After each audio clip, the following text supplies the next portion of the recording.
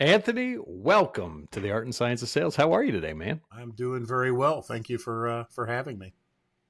Well, thanks for coming on. We've been planning this for a while now, Hmm. Yeah. and I'm super pumped about this because you are. Well, I'm going to let you explain kind of your role in the sales world currently, Yep. but it puts you at a really unique vantage point for understanding what's going on in sales across multiple industries and with multiple organizations. So, do you mind just sharing a little bit about what you're currently doing today? Yeah. So I run a fractional sales management company, which was originally started as sales training, sales consulting kind of a business. Mhm. But as I launched that company, it became pretty apparent pretty quickly that there was a need out in the world with owners, CEOs that are running businesses for sales help. Too busy, not enough time. Maybe didn't feel that they had all of the sufficient way of running a sales team. You know, they're a little hesitant, don't think that they're necessarily doing it right, and a real desire, a real appetite for that kind of help. So my business transitioned from a sales consulting focused business to fractional sales management. So our company will go in, work with a CEO and owner, figure out what their goals are, what do they want to be when they grow up, basically. What direction are they headed? And then we help them design a plan and a strategy for the sales team to meet those goals, to meet those aspirations that owner may have. And then we take over their sales team for them. And run it as acting as the local sales manager, and then reporting back, with touch points and that kind of thing, based on what their desires are, to engage with us then, going forward. So that's what we're doing today. It's pretty exciting. That's that's awesome. Well, and I love it for this season and this purpose too. Because as I was talking with you, we were talking about how are we just there's so many things that are shifting in the world of sales. It's shifting at an amazing rate, and there's also a ton of things that are either going backwards or staying the same. Yeah. Like where some things are entrenching. So just this particular season that we're doing around just what's going on the front lines is really I think necessary. And you have this unique view of seeing it from a CEO's perspective, seeing it from a manager's perspective, seeing it from a rep's perspective, and across industries. Right. So, what type of industries, just to set the stage, what type of industries do you have a particular focus that you're working with, that you're working with teams in, that you're taking in knowledge from? Yeah, so it's a little agnostic. Okay. Primarily, I like working with B2B teams. I Okay. do have some B2C type clients that are working in residential services industries. But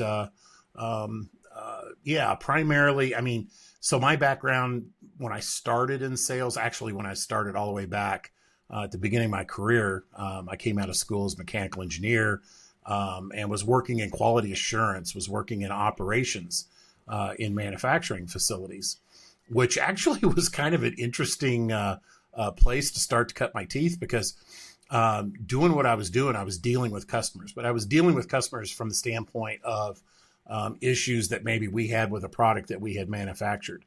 But working with them, learning some of how to overcome objections, how to understand those customers' needs, that kind of thing.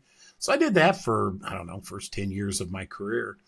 And I moved into this interesting position that was a quality manager and a sales engineer rolled up into one job. And as that job continued to mature, I found that sales was much more to my liking. That was where I started to gravitate toward. And I finally looked back and said, quality assurance operations, I'm done with that. I'm going to move off into the sales world. And I've been doing that now for 25 years, just gaining knowledge, new processes, but primarily in manufacturing. But as this business rolls out, we're dealing with everything from imports from China and then distribution in the U.S., residential services for homeowners, still manufacturing as well. Another one that I deal with is helping schools and churches with communications, that kind of thing. So it's kind of gotten to be a vast and varied grouping of markets and industries that we've gotten involved in, which has been actually very exciting to do. Well, that's awesome. So you got to tell me. So what are some of the shifts then that you're seeing from um, Well, back in the day yeah, when you worked you actually made a to comment. now? Yeah, you made a comment a minute ago about Okay. going back and some of the old. Some of what Hmm. was old is becoming new again. Tell me more. This is going to sound like a strange comment, but there have been changes in the last year and a half on the ability to prospect, and email marketing has become much more difficult with some of the changes that Google made and some things like that. Messages aren't getting through necessarily the way that they used to, right? And going back and doing things like cold calling, taking a qualified list and sitting down and literally dialing for dollars, if you will, to generate new leads, new prospects that you can then pull into your funnel and start to shepherd through the process. Those kinds of things seem to be more of the trends. That it's funny. A lot of these sales teams that I engage with have gotten really tied up into workflows and automations, and they think leads are just going to fall in their laps. And Mhm. almost every one of them, they aren't falling in their laps. So they're missing goals. They're not making their numbers, and they want to attribute it to a lot of different things. But it's go back and do what's tried and true. And there's nothing easier than to sit down with a good qualified list of names, or do your research, find the folks that you want to talk to, and just doing a cold call campaign and looking for those individuals that would want to engage with you, that have some type of a problem or an issue that you can provide a solution to. And that's kind of the direction that several of the teams that I work with, those are kind of the directions that we've kind of moved in. We're kind of going back to some of the old methods, which they still work. They still work fine. People just don't like to make cold calls. You have to be an individual that will sit down and consistently dial. And then when you do get a hold of somebody, be prepared and able to have that conversation. But the ones that are doing that are the ones that I'm seeing having some success. I just got off a great conversation with one of our team members, Zach. He's one of the best prospectors, flat out Yeah. prospectors I've met. He can hold a conversation with just about anybody. And we were looking at some statistics, and um, the email channel has died. It's just what we've seen is it's dead. And maybe we're doing it wrong, right? There is that possibility that we're doing it wrong. But the phone, as you're talking about, is not. No. It is not, and it really is. We can have those. So when we start to look at it, um, social's getting more crowded, like LinkedIn's getting more crowded. Plus, they're changing some of the ways that things that were really effective for me 2 years ago. They've taken away your ability to use that system the way you could just 6 months ago. Has changed dramatically. I've seen that in my analytics. They have plummeted Really? in the last 3 months. Yeah. Really? Yeah. Well, and because you've used that very successfully in the past too. Very successfully. But some of the changes they have made is making, and I'm doing A/B testing. I'm trying to figure out, what's the algorithm doing? How do I get the message through all of the noise, reach the people I want to reach? And I still haven't quite figured it out, to be honest, at this point. I'm trying some new marketing schedules and doing some other things to see, what do the analytics do? And am I reaching the audience that I want to reach? I do think part of it, though, is they're trying to drive you to the point of, doing the boosting and to spend dollars where everything I had done 2 years ago, it cost me a dime. But yet I was reaching a very big audience, Mhm. having great conversations, but that has started to shift. Well, there's that. I'm wondering, and this is just something I've noticed that I've seen coming back is two other things. If we just so let's we're just focusing on that prospecting Okay. area. Events, in-person events, Mm-hmm. I've seen actually starting to, and I think they're going to increase a whole lot more, especially with the advent of AI. And the second is like one thing that absolutely fell off the table once email marketing started to come into play, and digital marketing and social, is people completely turned away from, not completely, but almost 100% turned away from good snail mail marketing. Like, and I'm talking cool stuff. Like I remember when I was in, it was 2003, 2004, the best campaign that we ever ran with a security and with an endpoint security company Mm-hmm. was we took t-shirts. We took 4 or 5 t-shirts, threw them in a box and sent them to, and they all just said security on the front with a art of war quote on the back. And you wouldn't believe the number of leads we got, because, and we sent it to the CISO, the head of IT security, and they were like, "Oh my gosh, thank you so much. This is amazing. I got to give these to my team." That's died too. But what do you have any perspective? Are you able to leverage those type of things across industries right now? Yeah, so I don't do the snail mail that you're talking about in terms Mm-hmm. of actually sending things like that. But one of the things that I do, and literally people will connect back with me because of this, is a handwritten note. Mm-hmm. After I have a conversation or something that happened, or maybe it was you mentioned networking events; those are picking up. I'm seeing a lot more of that, a lot of drive towards that. If there was somebody there that I felt like was somebody I really wanted to get to know more, I wanted to be able to engage with them. I come back, I'll do a handwritten note, stick a stamp on it, put it in the mail, and they will reach back out because it's so um, uh, unexpected. No one does it anymore, so it stands out when they're going through their all of the ads and garbage that they do get, and then they pull out a postcard and they flip it Mm-hmm. over and oh wow, this is actually handwritten. It's not a fake one that's been printed out, and they read the note right. Little things like that go a long way when you're trying to develop a relationship with a potential prospect or someone that you've decided is somebody you would really like to get to know. And we're doing that a little bit with some of my teams. Um, some of them don't make a ton of sense to do, but some of them do.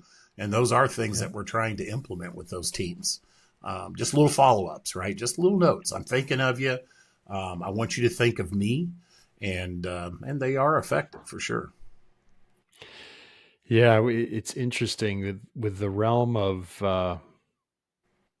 I think there's almost two schools of thoughts when we talk about going, and we started this talking about going back to the old, right? Right. Or some of the things, but the one school of thought with the advent of digital is going to be able to exponentially increase in terms of the next 10 years. It is, and it's already happening Mm-hmm. with AI, right? So but the thing that can't exponentially increase and also can drive the most is that person to person, right? So because it forces people start to understand. So I'm fascinated to see that pick up over the course of the next 3 to 4 years. I think it has to, Yeah. like, because people are so there's a whole segment of the population that just gets increasingly wary of all the digital communication.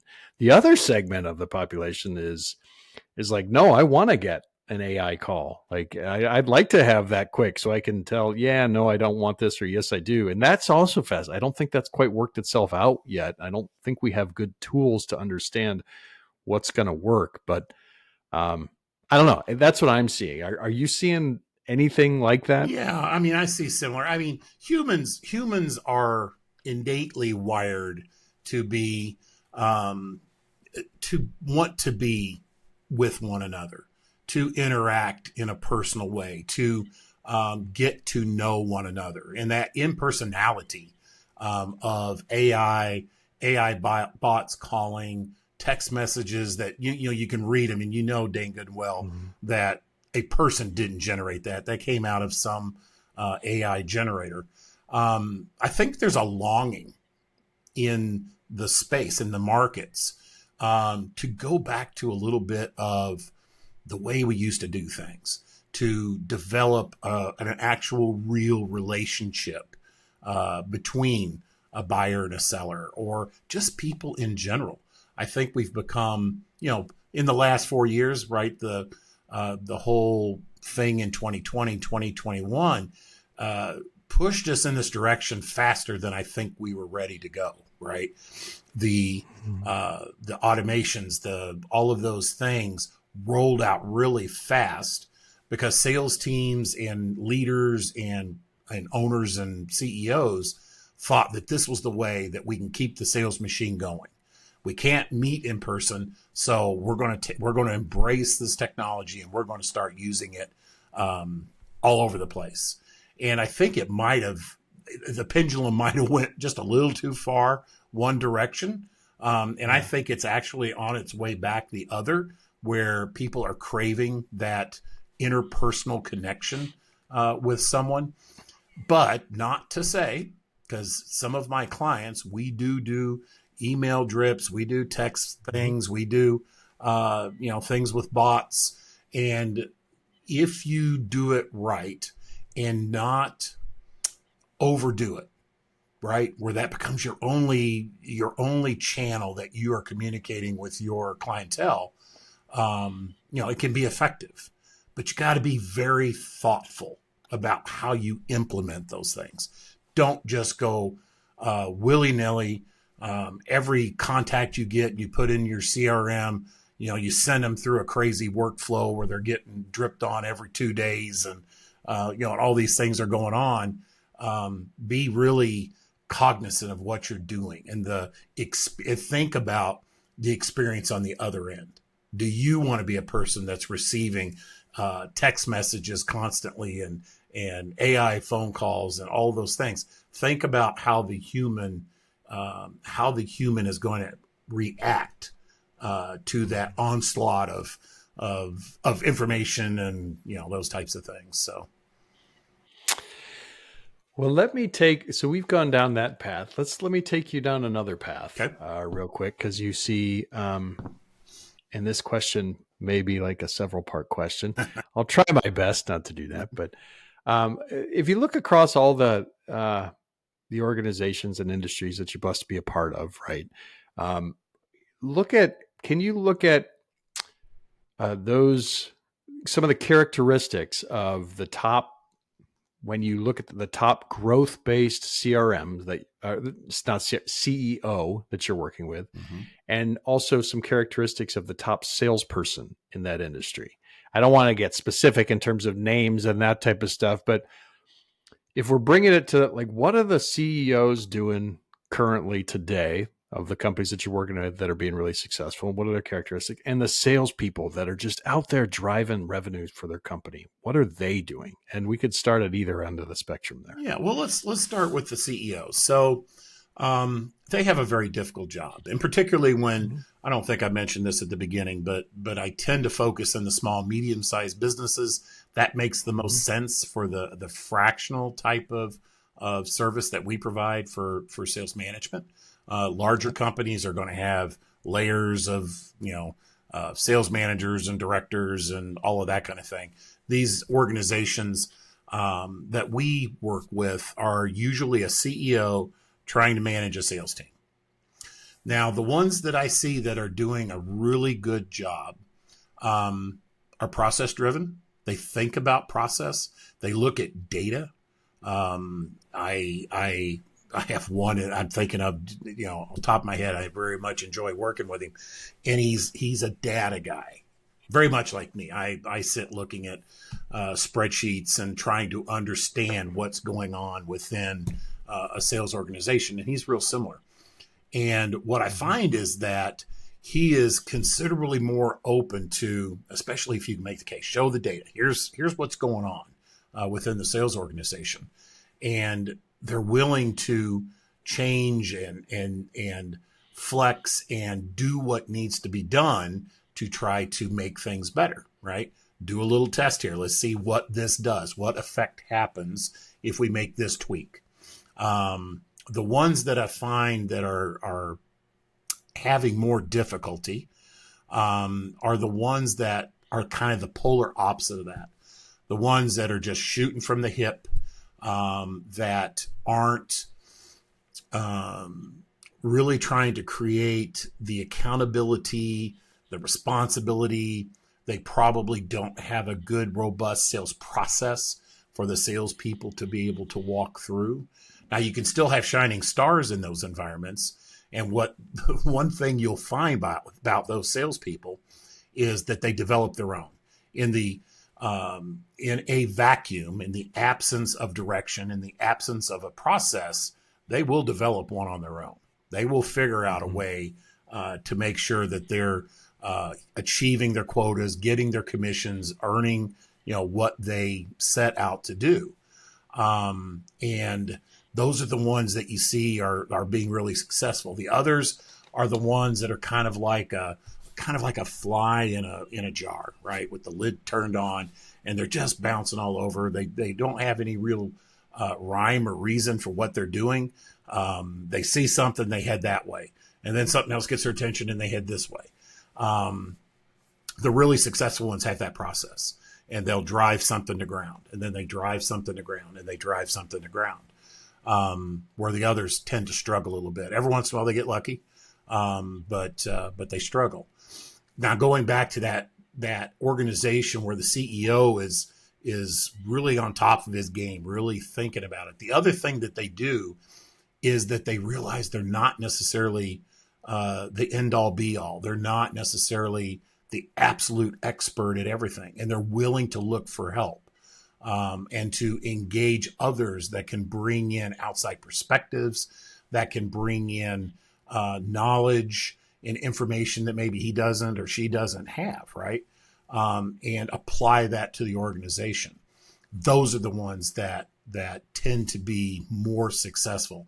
There's several of them I work with, and these guys actually just impress the heck out of me about the way they think, the way they do things. It's like wow, and it is such a joy to work in that environment where you're getting to rub elbows with those types of folks that are thinking in those directions.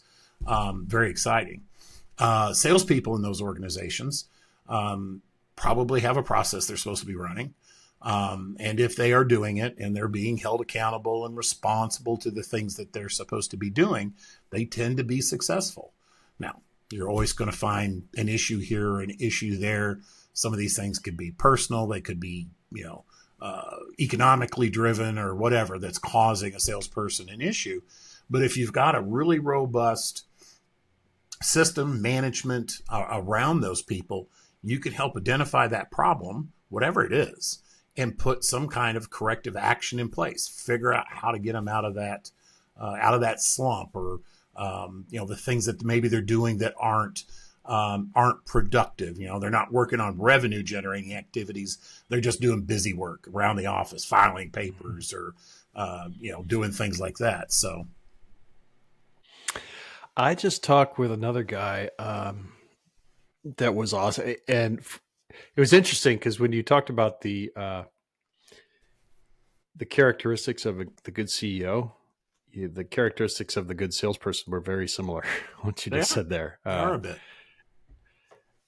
and I just talked to a gentleman the other day. And I think this podcast the podcast with him will drop in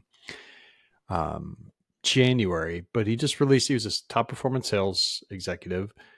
Um, but that was the approach that he took, was that, hey, geez, I'm finding myself working really hard. I don't have a ton of direction, but I know some of the things that I'm doing work. So he just started cataloging what was Mhm. working for him and what wasn't. and then he built his own sales process out of it. Like it essentially became, and then he got real excited and wrote a book about it. I can't wait to read the book. I think it's gonna be awesome. But that ability is not inherent in all salespeople. No. So when they, and I don't even think it's that's probably like the top 5%.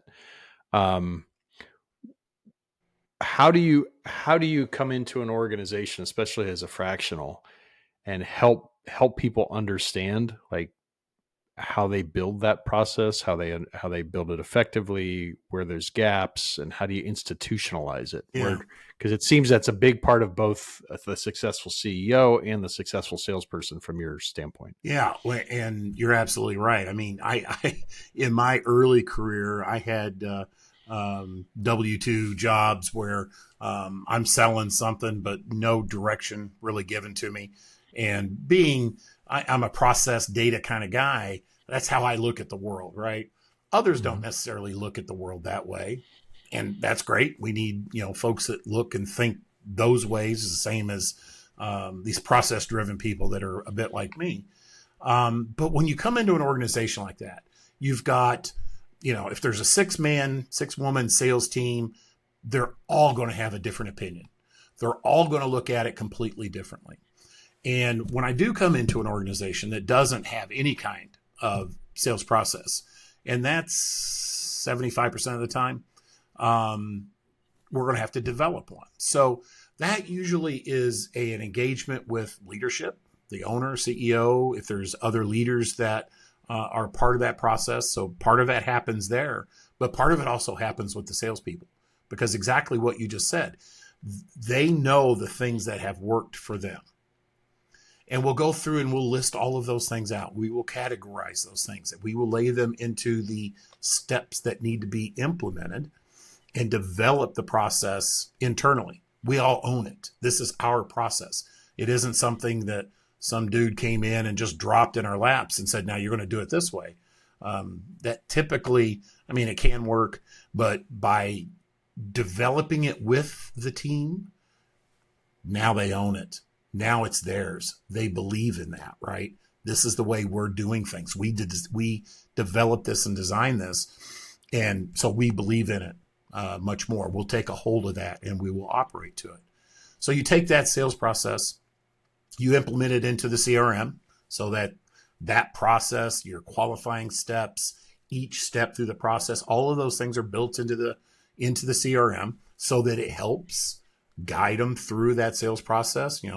Click this box, click this box. Yep, I got this information. Yep, they've got a budget. They've, whatever our qualifiers are, those are all built into that CRM. And then you have to build some KPIs and metrics that will measure that activity, the things that we're trying to accomplish. You never want to over measure, and you don't want to measure the wrong things. You want to focus that effort on what our goals are. What are we trying to achieve? And those metrics and those KPIs need to align with that. And then a cadence of weekly group sales team meetings to go over those results. How did you do? And you talk about this in front of everyone else. So there's an accountability, to me, who's reporting this to your leadership, but then there's an accountability to the team, within the team. Peers can have an awful lot of influence within a sales team of helping to hold one another accountable. And then individual, one-to-ones, where we go into it a little deeper. We won't do that in the weekly meetings. We're not going to belittle or, create angst. It's just, here's the report out and everybody gets to see. But in the one-to-ones, this is where we get a little more deep into it. So what's going on? Why are we missing this one particular metric or KPI that was set out for you? And then understand what are the issues that are there. So now maybe it's coaching, training, mentoring to help them be able to achieve those metrics that they've been put, tasked to complete. So I have two questions come out of that. Okay. Two very questions about very specific questions about what you said. Number one, and I'm going to ask them both and ask you to respond to them in whatever order you want. Okay. Number one, you made a statement there which says we should not over measure. So I want to understand that because I believe I agree with you wholeheartedly, but I want to understand what you mean by that. And second, um, in that vein of not over measuring, what have you seen across industries, or have you seen a particular KPI across companies and industries that is game changing when you nail it and hit it? Like, is I know that there's the standards. There's a bunch of standards that we all follow, and in sales, everybody has those. But have you seen one that's just like, dang, I go into every organization and there's something here that's the same? So do you mind tackling those two questions? No, no. In fact, I'm going to tackle the last one first, and then I'll Yeah. back up to the over measuring. I wish there were a silver bullet, Paul. I really do. Mm-hmm. And unfortunately, I've spent the last 20, how long has it been now? 26 years, a little more, looking for Mm-hmm. it. I can't find it.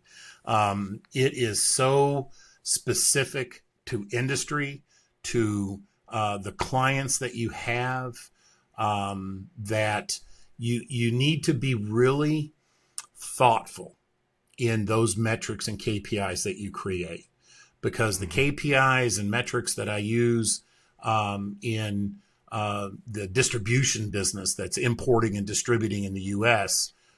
does not work for the residential home services business. They're completely different. They're totally disconnected. Every business requires the deep thought on what are the best metrics to achieve the results that we're trying to achieve. And in our case at Transformative, we look at that at every one. And I can tell you that of all of the folks that we work with, there's none of them that have the same set of metrics that we're watching. It's vast, varied, and very dependent upon both the company and the customer base that they're dealing with. Now, to back up to the over measuring part, this is just, it's one of those things where people think better is more or more is better, right? The more I do, the better things are going to be. And I will argue to infinitum that is not the case. That if you throw a dozen metrics on a sales team, you're not going to be able to help them move in any particular direction. They're going to be trying to get a little bit done here, and a little bit done here, and a little bit done here. And they'll end up failing, particularly if those measurables are very far apart. They're completely different things, right? And there's no association between them. So when you're developing those KPIs and metrics and goals, it's another thing I do is we'll develop quarterly goals, which they could be something as mundane as developing new cold call scripts over the course of that 3 months and setting out a plan for how I'm going to get that accomplished, to a cold call list. And I've got 600 names I'm going to call, and I'm going to try to call 50 of them every week, throughout this period, whatever it is. They're little separate goals. And usually salespeople will end up with one or two of those each quarter. And each of them have something separate. They're not the same for everybody in there. It's more individualized to what they're trying to accomplish and that kind of thing. But the goals that you do end up setting, KPIs, metrics, measurables, they need to be aligned with the goals that what you're attempting to achieve, right? They need to help drive focus, to affect behavior in a particular way that we get everybody marching in lockstep towards a singular goal, whatever that is. Is it revenue? Is it new logos? Is it whatever it is? But the measurements need to be associated to that, and they need to align with whatever that goal is. And if you've got 6 different goals and 20 other KPIs and metrics, you're not going to achieve any of them. So you got to be more singular in your thinking. What is that one thing? What is that most important thing that we need to achieve for this business to be successful? And then the metrics should align with that. That's awesome. No, thank you very much for diving into both those. And I really appreciate that explanation, because a lot of times you walk in and people measure everything. Oh yeah. Yeah. Oh yeah. yeah. And I don't think it's a bad thing to measure all aspects of the organization, but it's where I think it's the focus you give on very specific things that drives it home. Yeah. So, geez, it's already 35. We're going to have to wrap up. This is, I think we could probably talk. I will take this opportunity to invite you back. If you're willing to come on in 6 months, 6 to 12 months, would you be open to it? I absolutely would. I've enjoyed, I think we talked about this when we were before, this. If somebody wants to talk about sales with me, I will sit and talk with you about it for hours. It's a strange love that I have with this profession. And the thing that I absolutely love is when I start working with a sales team and I start seeing success. I start seeing salespeople getting excited and fired up because they're achieving the goals that they have, right? Because we go through a whole thing of setting up personal goals, which then, transpose into your professional goals and all that. But when I see those flickers of light in their eyes, that they're hitting their goals, their personal lives are becoming a little more fulfilled because of the success that they're having in their profession, man, that's it. Okay, so here's my 30 seconds. I'm going to make it 45 seconds to a minute. I already wasted the first 15 seconds of it. I couldn't agree and align with you more on that. It's so good when you see that aha moment, and then the continual self-leadership and success that people grab onto, because you look around. I don't have very many things on my wall or that type of stuff behind me, but everything around you has been sold, right? That's everything that's been made and has generally been sold. And it's one of those things that you start to impact that individual, you impact their family, you impact their community, you impact their company, you impact the world. So I think it's an incredibly noble mission to elevate this profession and go about it as you are. So thank you for doing that, and for being so passionate about discussing it, because it's one of those things that it gets overlooked far too often, and it's done poorly far too often. And when you're finding people, just diving in and getting better together is just awesome. That's what it's about. All right, man. Well, hey, thank you so much. How do people get in touch with you, Anthony, if they want to have that conversation, whether it be 15 minutes or 3 hours on sales? Yeah. How do they get in touch with you? The best and easiest way would be go to our company website, which is www.transformativesalessystems.com. You can Google it. You should be able to find us. Hit our company page on Google. We're also on LinkedIn. Myself personally, Anthony Nix. If you find me there, send me an invite. I will most probably connect with you. I have to go through and pick out some old ones and toss so I can add new ones. I'm at the maximum number of connections that you can have on LinkedIn. But you can go. Is that a humble brag? Come on. No, I'm not bragging. It's taken me. I've been on the platform since it started. So it's taken me, a decade and a half to get to that level. That's cool. And then we also have a company page, Transformative Sales Systems, on LinkedIn. You can find us there as well. So phone numbers, emails, and things are very easily found there. All right. Well, hey, everybody, thank you so much for listening. I highly recommend reaching out to Anthony. You're going to get a great conversation, if nothing else. And he's got some chops and some years of experience behind that will help you grow your business. That being said, we're going to sign off for today. Please hit the like button. Make sure that you're subscribed on all your favorite platforms. Share this out if it's something that you find worth sharing out. And we truly appreciate you listening. Keep shining bright, keep elevating your game, and have an amazing day.